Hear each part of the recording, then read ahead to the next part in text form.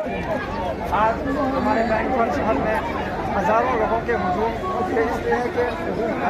भारत हिंदुस्तान में बीजेपी हुकूमत की तरफ से जो मुसलमानों के हक में जुल्म किया गया है वो खुद 1995 वाला एक को बिल्कुल बदल के तब्दील की गई, जिससे मुसलमानों के माल, मुसलमानों के प्रॉपर्टी और मुसलमानों के मसाजिद सब पर इज्जत हो सके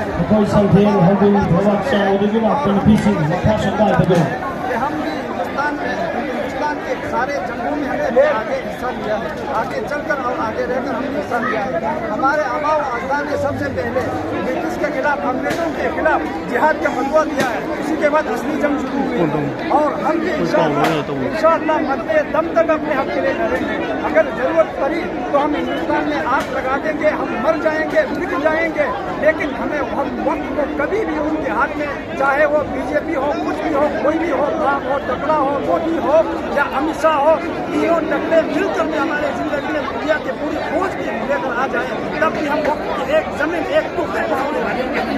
इसलिए हम हुकूमत से ये अपील करते हैं, अगर हिंदुस्तान में अमन चाहते हैं, अगर हिंदुस्तान में बराबरी की हुकूमत चाहते हैं, अगर हिंदुस्तान को तरक्की की जानिब लेकर जाना चाहते हैं, तो ये याद रखें कि इस दिन को, इस एक को खत्म करना पड़ेगा और मुसलमानों के हुकूक को वैसे ही रखना पड़ेगा जैसे 1993 में रखा गया था। वो एक रखा गया वो बदल नहीं सकते, क्योंकि ये संविधान के खिलाफ है। अगर संविधान को तोड़ फोड़ करोगे तो हिंदुस्तान आग लग सकती है। दुनिया तरक्की पर जा रहा है और दुनिया AI